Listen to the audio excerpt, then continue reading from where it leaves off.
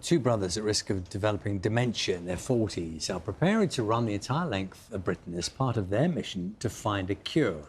Jordan Adams and his brother Kian both carry a faulty gene, meaning they'll develop frontotemporal dementia, like their mum, grandmother and aunt. Let's have a look at their journey so far. Our dream is to raise as much money and awareness towards a cure for dementia before we die of it ourselves. Over the bridge. Yeah, over the bridge. Keep going, keep going, keep going, keep going. I'm symptomatic with frontotemporal dementia. Come on, bench. Good boy.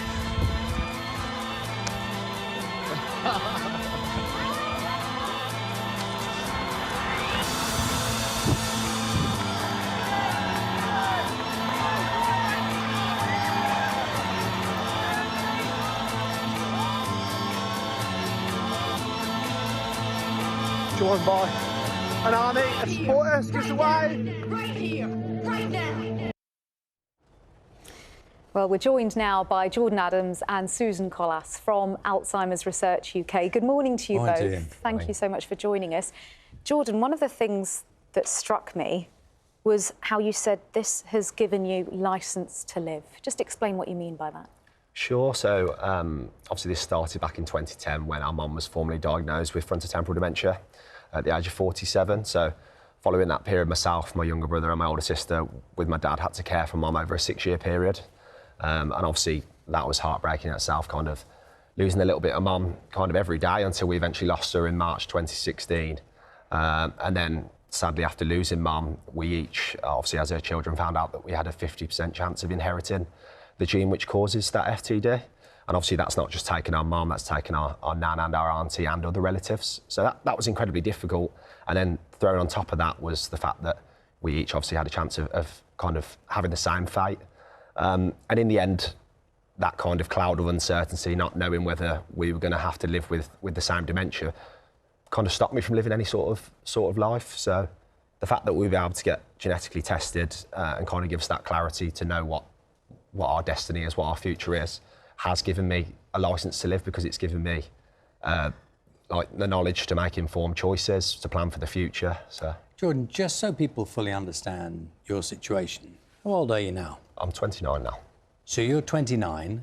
Look ahead for us. What does this diagnosis mean for you and your prospects looking forward? Sure. So obviously I'm not living with symptoms currently, but I can expect, going off family history, to start inheriting symptoms of FTD, most likely in my mid to late 40s. So, you know, that's within the next kind of 15 years for myself. There's currently no prevention of symptoms, there's no cure for FTD. So until that time comes, or if it doesn't come then, unfortunately, I'm more than likely going to lose my life at a young age.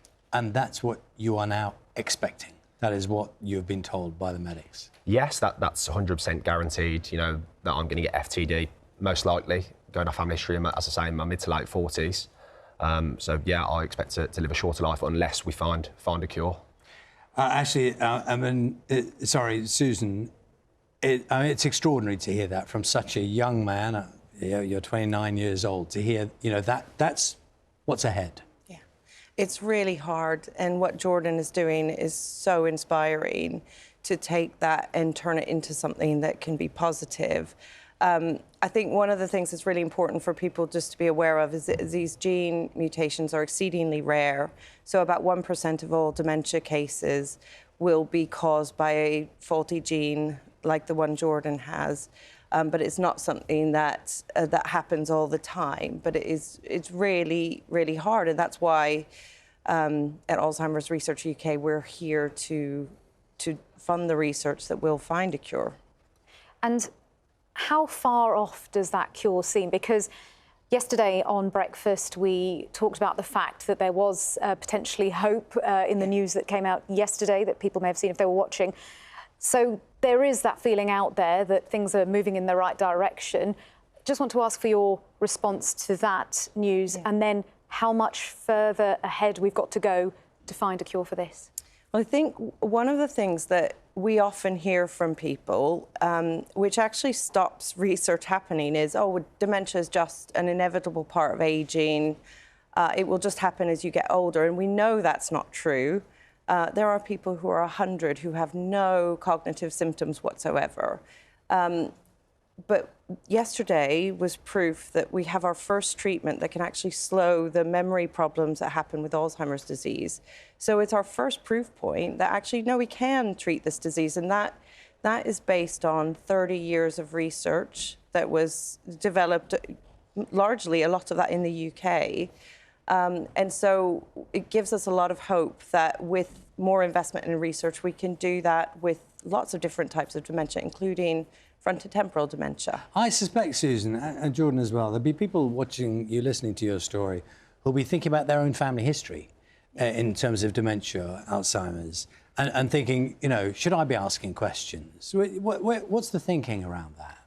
So I think that the breakthrough that we heard about yesterday, which is a new drug called lecanemab that's now approved in the UK but won't be available on the NHS unless something changes, that stemmed from a family called the Jennings family who had dementia very early in their family history, and many people having it in their 40s and 50s. That led to the breakthrough that's now led to this. Actually, it's effective for lots of different people with Alzheimer's, not just people with that one genetic mutation.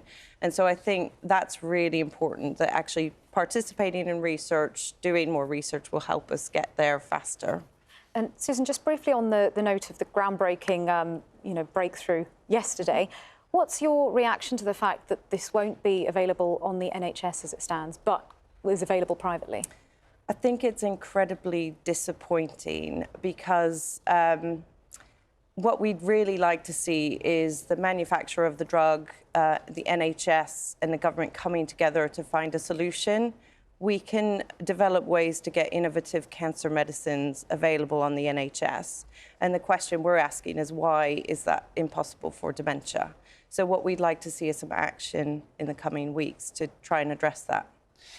Jordan, I'm assuming this picture we can see behind us here is you deep in training for the various marathons you've been running. Is that right? And that's Cian. That's my younger brother, Cian, yes. Right. And so what is that, pint of Guinness in your hand or something? It is, yeah. Cheltenham Festival. But you've got some pretty serious challenges lying ahead. Yeah, so obviously since my diagnosis in 2018, I've kind of tried to raise awareness through Alzheimer's Research UK by various running challenges. So I've been lucky enough to run the London Marathon on 3 different occasions, the second time being part of a 7 marathons in 7 day challenge. And then this year, my brother ran it for the first time in London.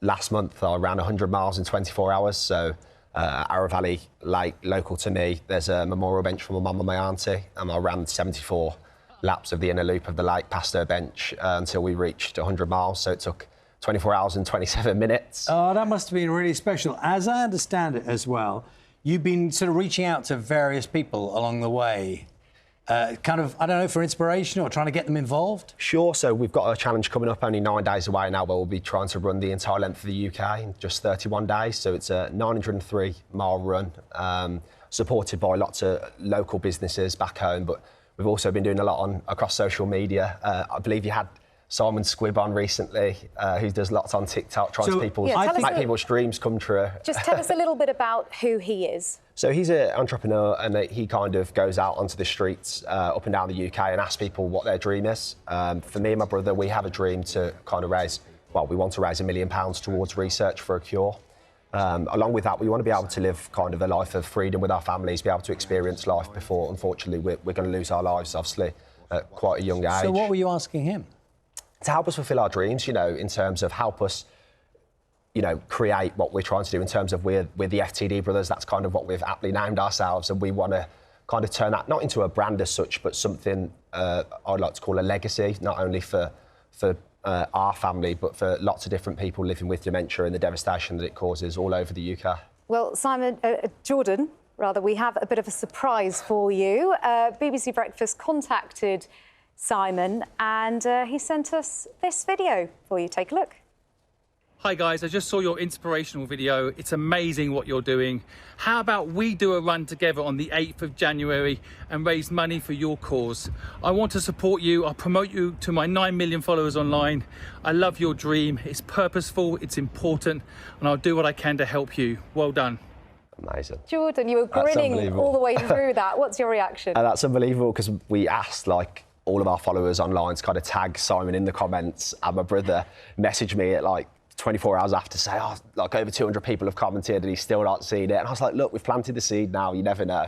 So that's absolutely amazing, and we're definitely up for running with Simon on the 8th of January. So well, the invitation's there. that's amazing. Susan, I suppose what it shows, you know, you get someone like that who's an influencer getting involved.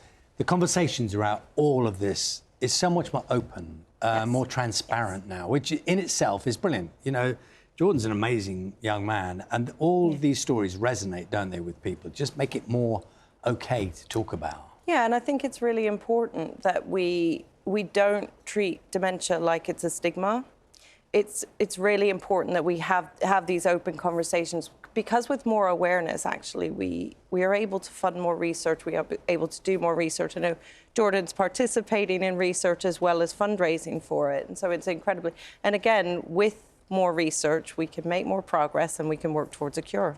And Jordan, I still can't get my head around how you come to terms with the diagnosis you had. You've been able to be so positive and, you know, upbeat about it and take, you know, an optimistic approach. How do you do that? What's your message to people out there who may be in the same boat? Sure, I wouldn't want anybody watching this at home to think that I don't go through my own struggles. You know, I have my own challenges. I go through periods of quite extreme low mood, which would border on depression. And I know from being so close to my brother and sister, that manifests itself, well, what we've been through manifests itself in kind of anxiety. So there are, you know, we face our challenges day to day and it comes and goes. But these running challenges and raising awareness is our way of kind of a coping mechanism, I guess, in terms of giving something back as well. We want to help people who have been through the devastation of dementia, whether it be frontotemporal dementia or Alzheimer's disease. You know, we want a cure for all types of dementia, and this is kind of our way of helping towards a cure. Good luck with all the challenges that lie ahead. Go easy on that training is my tip for you. Not that I know anything about it. Lovely to see you this morning. Lovely. Thank you, Susan. Thank you both for coming in.